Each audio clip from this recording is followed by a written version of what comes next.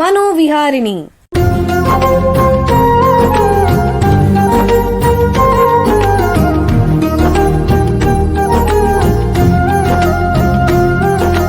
ಬೆಂಗಳೂರಿನ ನಿಮ್ಹಾನ್ಸ್ ವತಿಯಿಂದ ಮಾನಸಿಕ ಆರೋಗ್ಯ ಮತ್ತು ನರವಿಜ್ಞಾನ ಕುರಿತ ಪ್ರಾಯೋಜಿತ ಶಿಕ್ಷಣ ಮಾಲಿಕೆ.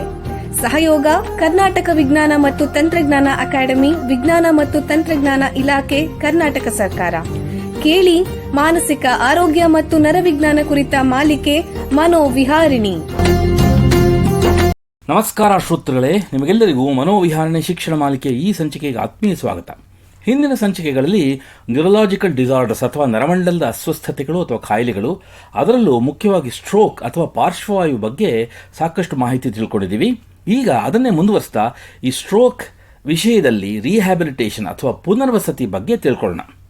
ನಮ್ಮ ಸ್ನೇಹಿತರೊಬ್ಬರು ತಂದೆಯವರಿಗೆ ಸ್ಟ್ರೋಕ್ ಆಯಿತು. ಪುಣ್ಯಕ್ಕೆ ತಕ್ಷಣ ಹತ್ತಿರದಲ್ಲಿರುವಂಥ ಸ್ಟ್ರೋಕ್ ಸೂಕ್ತವಾದ ಆಸ್ಪತ್ರೆಯಲ್ಲಿ ನ್ಯೂರಾಲಜಿಸ್ಟ್ ಒಬ್ಬರು ಚಿಕಿತ್ಸೆ ಮಾಡಿದ್ರು. ಹಾಗಾಗಿ ಅವ್ರು ಚೇತರಿಸ್ಕೊಂಡ್ರು. ಮನೆಗೆ ಡಿಸ್ಚಾರ್ಜ್ ಮಾಡ್ಕೊಂಡು ಬರುವಾಗ ವೈದ್ಯರು ನಮ್ಮ ಸ್ನೇಹಿತರಿಗೆ ಹೇಳಿದ್ರು, ನೋಡಿ, ಆಸ್ಪತ್ರೆಯಲ್ಲಿ ನಿಮ್ಮ ತಂದೆಗೆ ಟ್ರೀಟ್ಮೆಂಟ್ ಕೊಡಿಸ್ತಾ ಹಂಗಲ್ಲ, ಆಮೇಲೆ ಸ್ಟ್ರೋಕ್ ರೋಗಿನ ಮನೆಯಲ್ಲಿ ಹೇಗೆ ನೋಡ್ಕೋಬೇಕು, ಅವರ ಆರೈಕೆ ಹೇಗೆ ಮಾಡಬೇಕು ಅನ್ನೋದ್ರ ಬಗ್ಗೆನೂ ತಿಳ್ಕೋಬೇಕು ನೀವು. ನೋಡಿ, ನಿಮ್ಮ ತಂದೆಯವರಿಗೆ ಸರಿಯಾಗಿ ಇನ್ನೂ ಓಡಾಡೋಕ್ಕಾಗ್ತಾ ಇಲ್ಲ, ಇನ್ನೂ ಸ್ವಾಧೀನ ಇಲ್ಲ, ಹಾಗಾಗಿ ಮೈಕೈಗೆ ಶಕ್ತಿ ಬರೋ ಹಾಗೆ ಏನು ಮಾಡಬೇಕು ಅಂತೆಲ್ಲ ತಿಳ್ಕೋಬೇಕು. ಅದಕ್ಕೆ ನಮ್ಮ ಸ್ನೇಹಿತರು, ಅಯ್ಯೋ ಅದರ ಬಗ್ಗೆ ಯೋಚನೆ ಏನು ಮಾಡೋದಿದೆ ಡಾಕ್ಟ್ರೇ, ಅದೆಲ್ಲ ಅಷ್ಟು ಕಷ್ಟ ಆಗಲ್ಲ ಅನಿಸುತ್ತೆ ನನಗೆ ಅಂತಂದರು. ಅದಕ್ಕೆ ವೈದ್ಯರು, ಅದೇ ನಿಮಗೆ ಗೊತ್ತಿಲ್ಲದಿರೋ ವಿಷಯ, ಲಕ್ವ ಆಗಿರೋ ರೋಗಿಗಳಿಗೆ ಚಿಕಿತ್ಸೆ ಎಷ್ಟು ಮುಖ್ಯನೋ ಅವರ ರಿಹ್ಯಾಬಿಲಿಟೇಷನ್ ಕೂಡ ಅಷ್ಟು ಮುಖ್ಯ ಆಗುತ್ತೆ. ಅದಕ್ಕೆ ನಮ್ಮ ಸ್ನೇಹಿತರು, ಡಾಕ್ಟ್ರ್ ಈ ರಿಹ್ಯಾಬಿಲಿಟೇಷನ್ ತಂದರೆ ಏನು ಅಂತ ಕೇಳಿದಾಗ ಡಾಕ್ಟ್ರ್ ಇದ್ಕೊಂಡು, ರಿಹ್ಯಾಬಿಲಿಟೇಷನ್ ಅಂದರೆ ಕನ್ನಡದಲ್ಲಿ ಪುನರ್ವಸತಿ ಅಂತ ಹೇಳ್ತಾರೆ. ಅಂದರೆ ಇದು ಪ್ರತಿನಿತ್ಯ ಬೆಳಗ್ಗೆಯಿಂದ ಸಾಯಂಕಾಲದವರೆಗೂ ರೋಗಿಗೆ ಮಾಡಬೇಕಾಗಿರೋ ಸೇವೆ, ಆರೈಕೆ, ಅವ್ರಿಗೆ ಕೊಡಬೇಕಾಗಿರೋ ವಿಶೇಷ ತರಬೇತಿ ಎಲ್ಲನೂ ಒಳಗೊಂಡಿರುತ್ತೆ. ಏನಿದು ರಿಹ್ಯಾಬಿಲಿಟೇಷನ್ ಪುನರ್ವಸತಿ ಅಂತ ನೀವು ಯೋಚನೆ ಮಾಡ್ತಿದ್ದೀರಾ? ಬನ್ನಿ ಅದರ ಬಗ್ಗೆ ನಮ್ಮ ತಜ್ಞರ ಹತ್ರ ವಿವರವಾದ ಮಾಹಿತಿ ಪಡ್ಕೊಳ್ಳೋಣ. ಈ ನರಮಂಡಲದ ಕಾಯಿಲೆಯ ಕ್ಷೇತ್ರದಲ್ಲಿ ಸುಮಾರು 20 ವರ್ಷಗಳಿಂದ ವೈದ್ಯಕೀಯ ಸೇವೆ ಮತ್ತು ಸಂಶೋಧನೆ ಮಾಡ್ತಾ ಇರುವಂತಹ ನಿಮ್ಹಾನ್ಸ್ ಸಂಸ್ಥೆಯ ನ್ಯೂರಾಲಜಿ ಅಂದರೆ ನರರೋಗ ವಿಭಾಗದಲ್ಲಿ ಪ್ರಾಧ್ಯಾಪಕರಾಗಿರುವಂತಹ ಡಾಕ್ಟರ್ ಶುಭಶ್ರೀ ಅವರು ನಮ್ಮೊಂದಿಗಿದ್ದಾರೆ. ಅವ್ರನ್ನ ಸ್ವಾಗತಿಸೋಣ. ನಮಸ್ಕಾರ ಡಾಕ್ಟರ್ ಶುಭಶ್ರೀ ಅವರೇ. ನಮಸ್ಕಾರ. ನಿಮಗೆ ಈ ಕಾರ್ಯಕ್ರಮಕ್ಕೆ ಸ್ವಾಗತ. ಹಾಗೇನೆ ನಿಮ್ಹಾನ್ಸ್ ಸಂಸ್ಥೆಯ ವಾಕ್ ರೋಗಶಾಸ್ತ್ರ ಮತ್ತು ಶ್ರವಣ ವಿಜ್ಞಾನ ಅಂದರೆ ಸ್ಪೀಚ್ ಪೆಥಾಲಜಿ ಅಂಡ್ ಆಡಿಯಾಲಜಿ ವಿಭಾಗದಲ್ಲಿ ಪ್ರಾಧ್ಯಾಪಕರಾಗಿ ಸೇವೆ ಸಲ್ಲಿಸ್ತಾ ಇರೋ ಡಾಕ್ಟರ್ BK ಯಾಮಿನಿ ಅವರು ಕೂಡ ನಮ್ಮೊಂದಿಗಿದ್ದಾರೆ. ನಮಸ್ಕಾರ ಡಾಕ್ಟರ್ ಯಾಮಿನಿ ಅವರೇ, ನಿಮಗೆ ಈ ಕಾರ್ಯಕ್ರಮಕ್ಕೆ ಸ್ವಾಗತ. ನಮಸ್ಕಾರ. ಡಾಕ್ಟರ್ ಶುಭಶ್ರೀ ಅವರೇ, ನಿಮಗೆ ಮೊದಲನೇ ಪ್ರಶ್ನೆ ಏನು ಅಂತಂದರೆ, ಈ ಸ್ಟ್ರೋಕ್ ಆದ ರೋಗಿಗಳಲ್ಲಿ ಪುನರ್ವಸತಿ ಅಂದರೆ ರಿಹ್ಯಾಬಿಲಿಟೇಷನ್ ಅಂತಂದರೆ ಏನು ಮಾಡ್ತೀರಾ, ಮತ್ತು ಇದರಲ್ಲಿ ಶಾರ್ಟ್ ಟರ್ಮ್ ಮತ್ತು ಲಾಂಗ್ ಟರ್ಮ್ ಪುನರ್ವಸತಿಯ ಗೋಲ್ಸ್, ಗುರಿ ಏನು, ದಯವಿಟ್ಟು ತಿಳಿಸ್ಕೊಡಿ. ಸ್ಟ್ರೋಕ್ ಆದ್ಮೇಲೆ ರೋಗಿಯವರಿಗೆ ಒಂದು ಕೈಯು ಒಂದು ಕಾಲ್ ಬರಲ್ಲ, ಅವರಿಗೆ ಬ್ಯಾಲೆನ್ಸ್ ತಪ್ಪಿಸುತ್ತೆ, ಮಾತು ತೊದ್ಲಾಗ್ಬೋದು, ಇಲ್ಲ ಮಾತು ಬಂದ್ ಆಗ್ಬಿಡುತ್ತೆ, ಕೆಲವರಿಗೆ ನೆನಪಿನ ಶಕ್ತಿನೂ ತೊಂದರೆ ಆಗ್ಬೋದು. ಸೊ ಇದಕ್ಕೆಲ್ಲ ಸಹಾಯ ಮಾಡಕ್ಕೆ ಪುನರ್ಚೇತನ ಚಿಕಿತ್ಸೆನ ಸ್ಟ್ರೋಕ್ ರಿಹ್ಯಾಬಿಲಿಟೇಷನ್ ಅಂತೀವಿ. ಸ್ಟ್ರೋಕ್ ಆಗಿರೋವರಿಗೆ ಸ್ಟ್ರೋಕ್ ಆಗಿದ ತಕ್ಷಣದಿಂದ 2 ತಿಂಗಳು ಒಳಗಡೆ, 2 ಇಲ್ಲ 3 ತಿಂಗಳು ಒಳಗಡೆ ಈ ಟೈಮ್ ತುಂಬಾ ಮುಖ್ಯ. ಈ ಟೈಮಲ್ಲೇ ಪುನರ್ವಸತಿ ಬೇಗ ಶುರು ಮಾಡಬೇಕು. 2 ರಿಂದ 3 ತಿಂಗಳು ಒಳಗೆ ಮಾಡಬೇಕು. ಅದನ್ನ ನಾವು ಅಕ್ಯೂಟ್ ಇಲ್ಲ ಸಬ್ ಅಕ್ಯೂಟ್ ಫೇಸ್ ಅಂತ ಹೇಳ್ತೀವಿ. ಮತ್ತೆ ಇದರಲ್ಲಿ ಅಲ್ಪಾವಧಿ ಗುರಿಗಳು ಏನು ಅಂದ್ರೆ, ಫಸ್ಟ್ ರೋಗಿಯವರು ತಾನೇ ತನ್ನ ಕೆಲಸ ಮಾಡೋದು. ಈಗ ಅವ್ರದ್ದು ಡ್ರೆಸ್ ಹಾಕ್ಲಿ, ಇಲ್ಲ ತಿನ್ನೋದು, ಬಾತ್ರೂಮ್ ನಡ್ಕೊಂಡು ಹೋಗೋದು, ಸ್ಪೂನ್ ಹಿಡ್ಕೋಬೇಕು, ಬಟನ್ ಹಾಕ್ಬೇಕು, ಮತ್ತೆ ಚಲನಶೀಲತೆ ಮಾಡೋದು, ಇದೆಲ್ಲ ತಾನಾಗಿ ಮಾಡೋದು, ಅದಕ್ಕೆ ಸಹಾಯ ಮಾಡೋದು.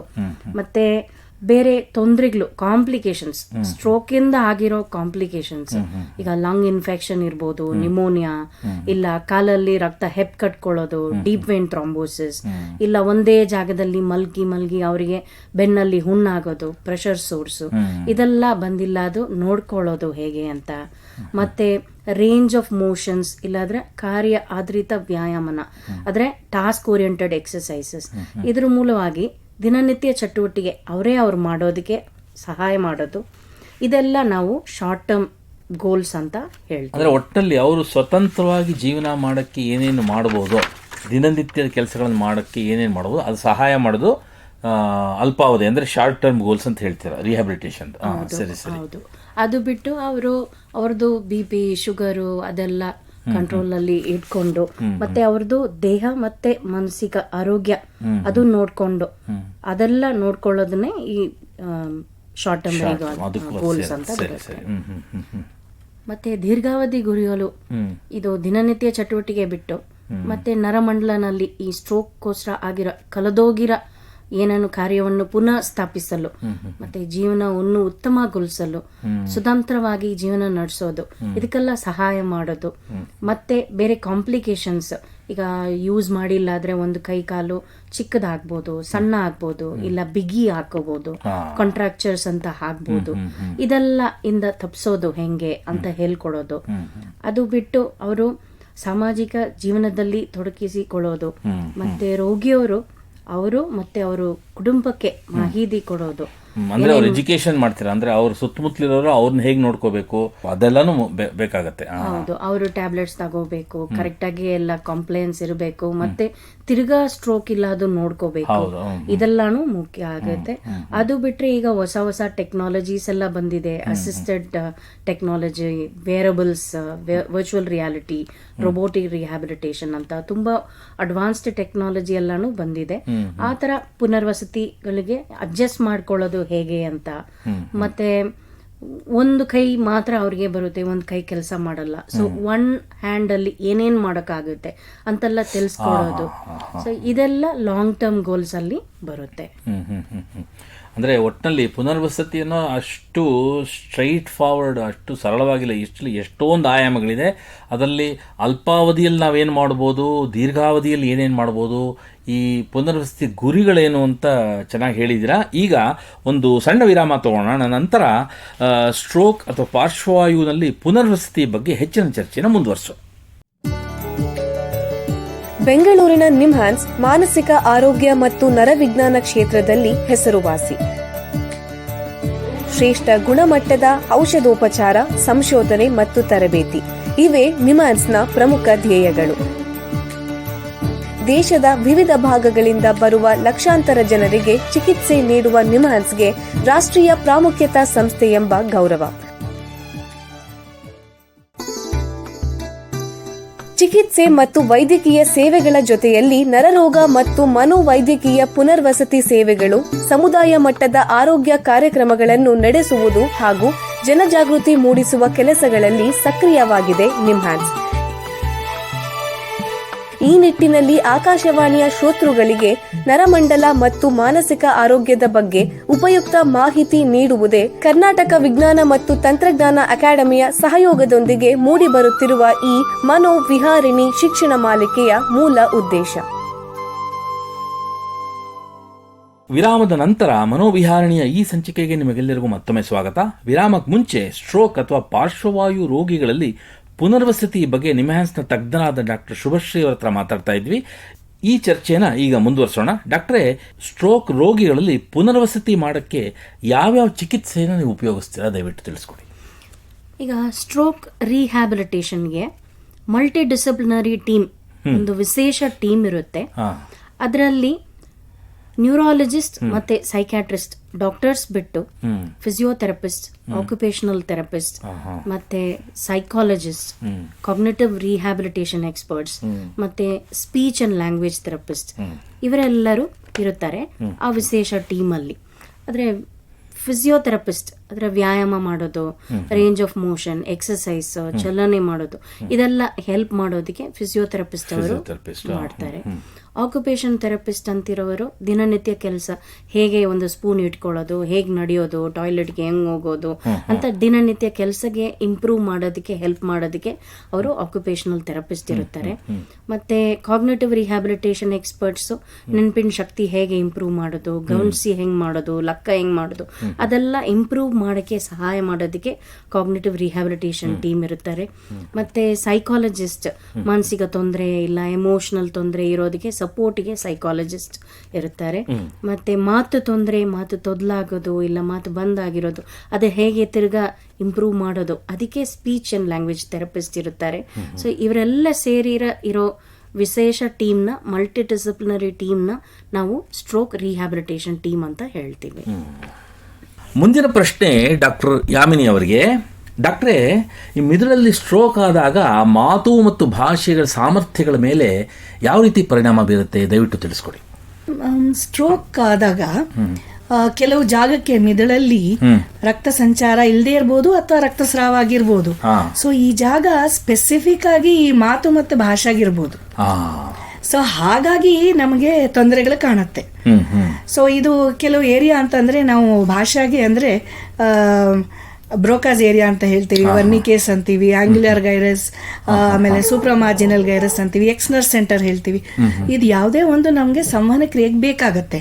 ಸೊ ಸಂವಹನ ಕ್ರಿಯೆ ಅಂದಾಗ ಅದರಲ್ಲಿ ಅರ್ಥ ಮಾಡ್ಕೋಬೇಕು, ಮಾತಾಡಬೇಕು, ಅಥವಾ ಈಗ ಒಂದು ಕೈ ಸನ್ನೆ ಮಾಡಿದ್ರೆ ಅದನ್ನ ಅರ್ಥ ಮಾಡ್ಕೋಬೇಕು, ಅಥವಾ ನಾವು ಕೈ ಸನ್ನೆ ಮಾಡ್ಬೋದು, ಅಥವಾ ಈಗ ಬರೆದ್ರೆ ಅರ್ಥ ಮಾಡ್ಕೋಬೇಕು, ಓದಬೇಕು, ಓದಿದ್ದನ್ನ ಅರ್ಥ ಮಾಡ್ಕೋಬೇಕು ಮತ್ತು ಬರೆಯೋದು. ಸೊ ಇದೆಲ್ಲ ಇರುತ್ತೆ, ಇದೆಲ್ಲ ಅಫೆಕ್ಟ್ ಆಗಿರುತ್ತೆ. ಅಂದ್ರೆ ಈ ನಿರ್ದಿಷ್ಟ ಭಾಗಗಳಿಗೆ ರಕ್ತ ಸಂಚಾರ ಸಮಸ್ಯೆ ಆದ್ರೆ ಈ ಎಲ್ಲ ಕಾರ್ಯಗಳಿಗೂ ಲೋಪ ಆಗತ್ತೆ ಅಂತ ಹೇಳ್ತೀರಾ? ಹೌದು. ಈ ತರ ಸ್ಟ್ರೋಕ್ ಆಗಿ ಈ ರೀತಿ ಭಾಷೆ ಮತ್ತು ಮಾತಿಗೆ ಸಂಬಂಧಪಟ್ಟಂಗೆ ಸಮಸ್ಯೆ ಆದ್ರೆ ವ್ಯಕ್ತಿಗೆ ಈ ಯಾವ ರೀತಿ ಚಿಕಿತ್ಸೆ ಮಾಡ್ತೀರಾ, ಅದನ್ನು ದಯವಿಟ್ಟು ತಿಳಿಸ್ಕೊಡಿ. ಸೊ ಚಿಕಿತ್ಸೆನಲ್ಲಿ ಮೊದಲ ಭಾಗ ನಾವು ಪರೀಕ್ಷೆ ಮಾಡ್ತೀವಿ ಫಸ್ಟ್ ಆಕ್ಚುಲಿ, ಆಮೇಲೆ ಚಿಕಿತ್ಸೆ ಶುರು. ಸೊ ಹಾಗಾಗಿ ಅವರು ಯಾವ ಟೆಸ್ಟ್ಗಳಿವೆ, ಸೊ ಅದನ್ನು ಉಪಯೋಗಿಸಿ ಯಾವ ಮಟ್ಟದಲ್ಲಿದ್ದಾರೆ, ಸೊ ಸಿವಿಯರಿಟಿ ಅನ್ನೋದನ್ನ ಮೊದಲು ತಿಳ್ಕೋಬೇಕು. ಮತ್ತೆ ಟೈಪ್ ತಿಳ್ಕೋಬೇಕು, ಯಾವ ತರ ತೊಂದರೆ ಇದೆ ಅನ್ನೋದನ್ನ. ಟೈಪ್ ಆಫ್ ಅಫೇಸಿಯಾ ಅಂದ್ರೆ ವಾಕ್ ಸ್ತಂಭನ, ಇದೆಲ್ಲ ಆಗೋದು, ವಾಕ್ ಸ್ತಂಭನ ಆಗ್ಬೋದು ಅಥವಾ ಡಿಸಾರ್ಟ್ರಿಯಾ ಆಗ್ಬೋದು. ಸೊ ಇದೆಲ್ಲ ಆಗುತ್ತೆ. ಸೊ ಯಾವ ಲೆವೆಲ್ ಅಲ್ಲಿ ಮಟ್ಟದಲ್ಲಿದ್ದಾರೆ ಅನ್ನೋದನ್ನ ತಿಳ್ಕೊಂಡು ಅದ್ರ ಮೇಲ್ಪಟ್ಟು ನಾವು ತರಬೇತಿಗಳನ್ನ ಶುರು ಮಾಡ್ತೀವಿ. ಸೊ ಇದರಲ್ಲಿ ಮೊದಲನೇದಾಗಿ ನಾವು ಈ ಕುಟುಂಬದ ಸದಸ್ಯರನ್ನು ನಾವು ಇನ್ವಾಲ್ವ್ ಮಾಡ್ತೀವಿ ನಾವು ಟ್ರೀಟ್ಮೆಂಟ್ ಶುರು ಮಾಡಿದಾಗ. ಯಾಕಂದ್ರೆ ಅವ್ರಿಗೆ ಇಂಪಾರ್ಟೆಂಟ್ ಇನ್ಫಾರ್ಮೇಶನ್ ನಾವು ತಿಳುವಳಿಕೆ ಕೊಡ್ಬೇಕು, ನಾವು ಯಾವ ಮಟ್ಟದಲ್ಲಿದ್ದಾರೆ ಫಸ್ಟ್, ಆಮೇಲೆ ಅವ್ರಿಗೂ ನಾವು ಸಲಹೆಗಳು ಕೊಡ್ತೀವಿ, ಯಾವ ರೀತಿ ಇವರನ್ನ ಮಾತಾಡಿಸ್ಬೇಕು, ಏನ್ ಎಕ್ಸ್ಪೆಕ್ಟ್ ಮಾಡ್ಬೋದು ಇವರಲ್ಲಿ, ಸೊ ಯಾವ ರೀತಿ ಅವರು ಸಣ್ಣ ಸಣ್ಣ ವಾಕ್ಯದಲ್ಲಿ ಮಾತಾಡಬೇಕು, ಸೊ ಅದನ್ನೆಲ್ಲ ತಿಳುವಳಿಕೆ ಕೊಟ್ಟು, ಸೊ ಕಾನ್ವರ್ಸೇಷನಲ್ ಕೋಚಿಂಗ್ ಅಂತ ಹೇಳ್ತೀವಿ. ಸೊ ಅದನ್ನೆಲ್ಲ ನಾವು ಮಾಡ್ತೇವೆ ಫಸ್ಟ್. ಸೊ ಅದಾದ್ಮೇಲೆ ಈಗ ವಾಕ್ಸ್ತಂಭನ ಫೇಸಿಯಾ ಆದ್ರೆ ಸೊ ಅದರ ಕೆಲವು ಟೆಕ್ನಿಕ್ಸ್ಗಳಿವೆ. ಫಾರ್ ಎಕ್ಸಾಂಪಲ್ ಮೆಲೋಡಿಕ್ ಇಂಟರ್ನೇಷನ್ ಟೆಕ್ನಿಕ್ ಇರ್ಬೋದು, ಅಥವಾ ಸಿಮ್ಯಾಂಟಿಕ್ ಫೀಚರ್ ಅನಾಲಿಸಿಸ್. ಸೊ ಈ ತರ ಹಲವಾರು ಟೆಕ್ನಿಕ್ ಇವೆ. ಸೊ ಅದರಲ್ಲಿ ನಾವು ಶುರು ಮಾಡ್ತೀವಿ. ಮತ್ತೆ ಕುಟುಂಬದ ಸದಸ್ಯರಿಗೆ ಹೇಳ್ತೀವಿ ಯಾವ ರೀತಿ ಇದನ್ನು ಉಪಯೋಗಿಸಬೇಕು. ಸೊ ಅವ್ರಿಗೂ ತಿಳುವಳಿಕೆ ಕೊಡ್ತೀವಿ. ಸೊ ದಟ್ ಒಂದು ಅಪ್ಲೈ ಮಾಡಿದಾಗ ವ್ಯತ್ಯಾಸಗಳೇ ಕಾಣುತ್ತೆ ಅವಾಗ ಪೇಷಂಟ್ ಅಲ್ಲಿ. ಈ ಚಿಕಿತ್ಸೆ ಆದ್ರೆ ಅವರು ಚೇತರಿಸ್ಕೊಳ್ಳೋ ಸಾಧ್ಯತೆಗಳಿದೆಯಾ? ಸಾಧ್ಯ ಇದೆ. ಅದೇ ಇಟ್ ಡಿಪೆಂಡ್ಸ್, ಅಂದ್ರೆ ಅವ್ರಿಗೆ ಎಷ್ಟು ತೊಂದರೆ ಆಗಿದೆ ಮಿದುಳಲ್ಲಿ. ನಾ ಹೇಳಿದ್ನಲ್ಲ, ಮಿದುಳು ಜಾಗಗಳು ತುಂಬಾ ಮುಖ್ಯ. 2 ಭಾಗ ಮಿದುಳು ತುಂಬಾ ಮುಖ್ಯ ನಮಗೆ ಮಾತಾಡಕ್ಕೆ ಅಥವಾ ಅರ್ಥ ಮಾಡ್ಕೊಳ್ಳೋಕೆ, ಸಂವಹನ ಕ್ರಿಯೆಗೆ. ನಾವು ಸಂವಹನ ಕ್ರಿಯೆ ಅಂದಾಗ ನಾನು ಕೈ ಸನ್ನೆ ಮಾಡ್ಬೋದು ಅಥವಾ ಓದ್ಬೋದು ಅಥವಾ ನಾನು ಮಾತಾಡ್ಬೋದು, ಯಾವ ರೀತಿನೇ ಇರ್ಬೋದು. ಸೊ ಎಷ್ಟು ಮಟ್ಟಿಗೆ ತೊಂದರೆ ಆಗಿದೆ ಅನ್ನೋದ್ರ ಮೇಲೆ ಹೋಗುತ್ತೆ. ಇಂಟರ್ವೆನ್ಷನ್ ಕೊಟ್ಟಾಗ ಸಾಕಷ್ಟು ಇಂಪ್ರೂವ್ಮೆಂಟ್ ಕಾಣೋದು ಸ್ವಲ್ಪ ಖಂಡಿತ ಇರುತ್ತೆ. ಎಷ್ಟು ಮಟ್ಟಿಗೆ ಕಾಣುತ್ತೆ ಅಂತ ಯಾರು ಏನು ಹೇಳಕ್ಕಾಗಲ್ಲ. ಲಕ್ವಾ ಹೊಡೆದು ಕೆಲವು ಈ ಒಂದು ಫಸ್ಟ್ ಮೊದಲು 3 ತಿಂಗಳಲ್ಲಿ ಸುಮಾರು ವ್ಯತ್ಯಾಸಗಳು ಕಾಣುತ್ತೆ. ಸೊ ಆಮೇಲೆ ಟ್ರೈನಿಂಗ್ ಕೊಟ್ರೆ ಮತ್ತೆ ವ್ಯತ್ಯಾಸಗಳು ಕಾಣುತ್ತೆ, ಇಲ್ದಿದ್ರೆ ಅಷ್ಟೊಂದು ಕಾಣಿಸಲ್ಲ. ಸೊ ಅದೆಲ್ಲ ತುಂಬಾ ಮುಖ್ಯ. ಅದು ಬರೀ ನಾವು ಒಂದ್ ತಿಂಗಳ ಮಾಡ್ತೇವೆ, 2 ತಿಂಗಳಲ್ಲ, ಸಾಕಷ್ಟು ಕೆಲವರಿಗೆ ವರ್ಷಾನ್ಗಟ್ಲೆನೂ ನಾವು ಮಾಡಬೇಕಾಗುತ್ತೆ. ಇಲ್ಲಿಗೆ ಈ ಸಂಚಿಕೆ ಮುಗಿಸುವಂತ ಸಮಯ ಆಗ್ತಾ ಇದೆ. ಡಾಕ್ಟರ್ ಶುಭಶ್ರೀ ಅವರೇ, ಡಾಕ್ಟರ್ ಯಾಮಿನಿ ಅವರೇ, ಎಲ್ಲ ಕೇಳುಗರಿಗೆ ಸ್ಟ್ರೋಕ್, ಪಾರ್ಶ್ವವಾಯು ಅಥವಾ ಲಕ್ವದ ಬಗ್ಗೆ, ಅದರಲ್ಲೂ ಪುನರ್ವಸತಿ ಬಗ್ಗೆ ಉಪಯುಕ್ತ ಮಾಹಿತಿ ನೀಡಿದಿರಾ. ನಿಮಗೆ ಎಲ್ಲರ ಪರವಾಗಿ ಧನ್ಯವಾದಗಳು. ಶ್ರೋತೃಗಳೇ, ಮಾನಸಿಕ ಆರೋಗ್ಯ ಮತ್ತು ನರವಿಜ್ಞಾನದ ಬಗ್ಗೆ ಇನ್ನೂ ಹೆಚ್ಚಿನ ಮಾಹಿತಿಯೊಂದಿಗೆ ಮನೋವಿಹಾರಣೆಯ ಮುಂದಿನ ಸಂಚಿಕೆಯಲ್ಲಿ ಭೇಟಿಯಾಗೋಣ. ನಮಸ್ಕಾರ. ಇಲ್ಲಿಯವರೆಗೆ ಬೆಂಗಳೂರಿನ ನಿಮ್ಹಾನ್ಸ್ ವತಿಯಿಂದ ಮಾನಸಿಕ ಆರೋಗ್ಯ ಮತ್ತು ನರವಿಜ್ಞಾನ ಕುರಿತ ಪ್ರಾಯೋಜಿತ ಶಿಕ್ಷಣ ಮಾಲಿಕೆ ಮನೋವಿಹಾರಿಣಿ ಕೇಳಿದಿರಿ. ಸಹಯೋಗ ಕರ್ನಾಟಕ ವಿಜ್ಞಾನ ಮತ್ತು ತಂತ್ರಜ್ಞಾನ ಅಕಾಡೆಮಿ, ವಿಜ್ಞಾನ ಮತ್ತು ತಂತ್ರಜ್ಞಾನ ಇಲಾಖೆ, ಕರ್ನಾಟಕ ಸರ್ಕಾರ. ನೆರವು ಮಾನಸಿಕ ಆರೋಗ್ಯ ಶಿಕ್ಷಣ ವಿಭಾಗ, ನಿಮ್ಹಾನ್ಸ್ ಹಾಗೂ ನಿವೇದಿತಾ BS, ನಿಮ್ಹಾನ್ಸ್. ಸಂಗೀತ ಸಂಯೋಜನೆ ಕೆ ಕಲ್ಯಾಣ್. ಪರಿಕಲ್ಪನೆ, ನಿರೂಪಣೆ ಮತ್ತು ನಿರ್ಮಾಣ ಡಾಕ್ಟರ್ MM ಶ್ರೀನಿವಾಸ್ ಭರತ್, ನಿಮ್ಹಾನ್ಸ್. ನಿಮ್ಮ ಸಂದೇಶಗಳನ್ನು ಕಳಿಸಬೇಕಾದ ದೂರವಾಣಿ ಸಂಖ್ಯೆ 7899105524. 7899105524. ವಾಟ್ಸ್ಆಪ್ ಸಂದೇಶಗಳು ಮಾತ್ರ. ಈ ಕಾರ್ಯಕ್ರಮದ ಮುಂದಿನ ಸಂಚಿಕೆ ಮುಂದಿನ ವಾರ ಇದೇ ಸಮಯಕ್ಕೆ ಮನೋವಿಹಾರಿಣಿ ಮಾಲಿಕೆಯಲ್ಲಿ.